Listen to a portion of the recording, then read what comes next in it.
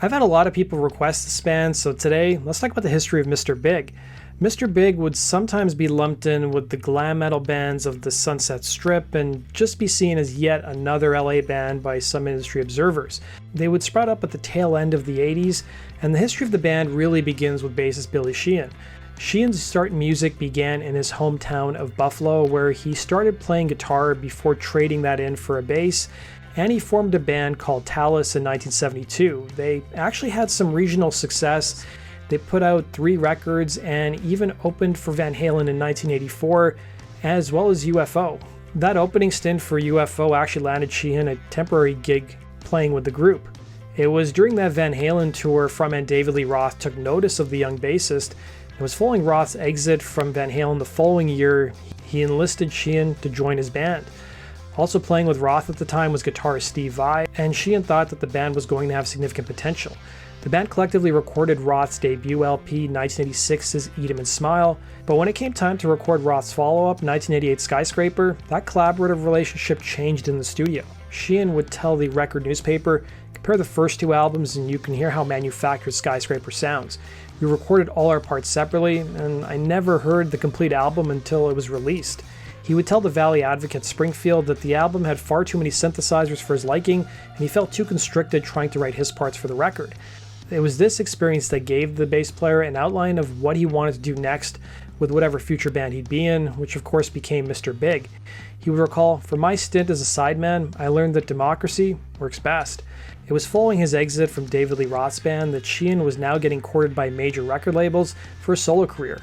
It would be Mike Varney of Guitar Player magazine who ended up connecting Sheehan with vocalists. Sheehan would find frontman Eric Martin after going through nearly 3 dozen audition tapes, and Martin was an army brat who grew up listening to Otis Redding and Wilson Pickett records, and he was already in California working on a solo career, having released several records on major labels, but he wasn't really having the level of success that the labels wanted him to. Apparently he even had the opportunity to try out for Van Halen and Toto, but things didn't work out. His record label, meanwhile, wanted him to be the next Michael Bolton, but that wasn't something that Martin was interested in. And Sheehan reached out to Van Halen producer Ted Templeman when it came time to figuring out who the hottest guitar player was. He pointed Sheehan in the direction of a guy named Paul Gilbert, who the bassist already knew. And it turned out Gilbert had actually played in a band that opened for Talas a number of times in Pittsburgh. It was funny enough, years later in 1985, both musicians would cross paths in Los Angeles, and Sheehan was a judge at a Guitar Wars contest, revealing to the Buffalo News that one of the contestants was Gilbert, who won the contest. Sheehan would tell the Buffalo News, and I quote, "When I found out he wasn't as stably in Racer X as I had thought, I called him up and I've said, I've got Eric Martin to start a band with," and he goes, "Eric Martin? You're kidding. I've been listening to him for the last 3 or 4 weeks, trying to find out a way to get in touch with him myself." Drummer Pat Torpey would also enter the picture when Sheehan actually met him when he sang backup vocals for David Lee Roth's planned tour for his 1988 album Skyscraper. The plan was that the backup vocals were going to be sampled during live shows. Pat had also done background vocals on the last Motley Crue record at this time. Torpey had already amassed a pretty impressive resume, touring with the likes of Robert Plant, Belinda Carlisle, The Knack, and Ted Nugent. And within 16 months, the musicians got a record deal and released their first album. It was in April of 1988 that Sheehan began assembling the components of another band, telling the LA Times the plan was to have a band like the British bands of the late 60s and the early 70s, like Humble Pie and Bad Company, that had a bluesy, wailing R&B singer fronting a heavy rock band. Calling themselves Mr. Big, the band would take their name from a song by British group Free. The band soon got a big-time manager in Herbie Herbert, who would manage Journey. The word that's continually brought up in Mr. Big's early days was integrity.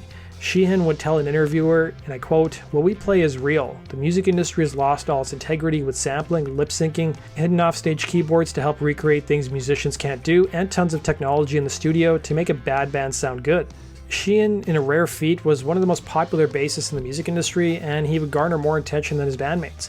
By that point, he'd already received 3 Guitar Player magazine awards for America's Top Bass Player. While some people would dub Mr. Big as a supergroup, Sheehan felt a little more reserved about that label, telling Louder Sound, "Yeah, we all had a past. I'm not just sure how successful they were." Sheehan's reputation helped the band land a major recording contract with Atlantic Records. While the band worked on their first record in San Francisco, Mr. Big did a number of live gigs during the recording sessions to try out their material in audiences and to see how it was received. Mr. Big would release their self-titled debut record in 1989. And while Mr. Big came up during the time of glam metal, the record really didn't fit in the same vein as a lot of those bands. Their debut disc would be a modest seller, just narrowly selling under 500,000 copies, which meant that it didn't even go gold. The single Addicted to That Rush would be a top 40 hit on the mainstream rock charts, peaking at number 39, while the second single barely made a dent. That result disappointed the members, with Martin admitting to Louder Sound, "I was kind of bummed, we worked so hard on it. It's just that the public wasn't going for it at the time of the Poisons and Motley Crues." Mr. Big would return in 1991 with their most commercially successful record, Lean Into It. The first two singles from the album resulted in modest sales, with the record selling about 400,000 copies. However, things would change by the spring and summer of 1991. The single To Be With You would pick up steam on radio. The band owed much of their success to a small radio station in Lincoln, Nebraska, who in July of 1991 spun the song. KFMQ Randy Raley would play the song To Be With You on the air, and he only heard the song because he was driving to a radio convention with one of his coworkers who was playing Lean Into It, and Raley really liked the song enough to play it on the air. The song became hugely popular on the radio station and soon got picked up by other radio stations, with Atlantic Records issuing the song as a single to adult-oriented rock stations. The song would end up topping the Billboard Hot 100 charts, and Gilbert had written the song about a girl he knew, with Sheehan telling the LA Times, "It's a very simple song with a nice melody. It's about a guy seeing a girl being mistreated and him saying, 'If you come with me, I'll treat you right.'" It was following the success of the third single. The album shot past the million mark and became certified platinum, and the band soon hit the road opening for Rush. But the success of the song also put the band in a frustrating situation.